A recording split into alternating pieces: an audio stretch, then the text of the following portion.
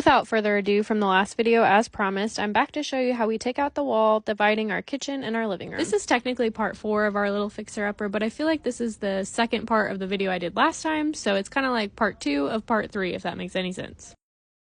If you're new here, a couple months ago, my husband and I closed on our very first home. It's a cute little farmhouse that was built in the 1930s that just needs a little or a lot of TLC.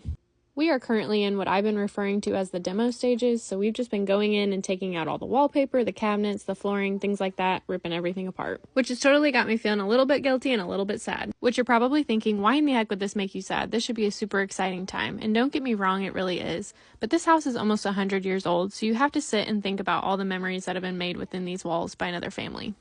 I just keep picturing this really cute old lady picking out this sunflower wallpaper and thinking it's the greatest thing on earth. And while it is super cute, it's just not my style. This house really does have so much character, and I really do hope that as we go on and fix it up, we'll be able to incorporate some of that character. Who knows, maybe I'll hang a sunflower on the wall. With all that being said, when we bought this house, we had full intentions of tearing everything out and making it our own, and there's absolutely nothing wrong with that. So in order to open things up a little bit, we decided to go in and make this kind of a half wall, and my idea is that we will make this area into a bar so that on one side you'll have chairs that are in the kitchen and on the other you'll have chairs that are in the living room. I feel like this will just allow me to be able to see what's going on in all areas of the house, and as a mom with littles, this just makes sense. Plus, I'm picturing future birthday parties here, and how cute would it be to have a little cake and decorations. If you're fixing up a house on a budget, pro tip number 1 is to give your 4-year-old a hammer and let her go to town. She's pretty cheap labor and she loves to help. All jokes aside, a huge reason why I chose to document this process was because I knew that I would love to look back someday and see our entire family putting in all the effort to make this house our home, including our littles. After all, it's their home too. Alright, now let's get to the fun part. I have literally been looking forward to this day since the moment we closed on this home.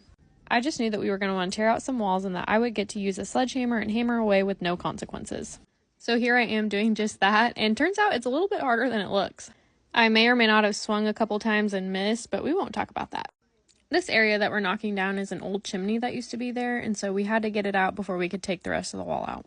The scariest part of this whole process was Tanner and I actually had to climb up into the attic of this house and hammer down on the top of the chimney to get it to come all the way down so that we weren't having bricks just laying up there that were waiting to fall.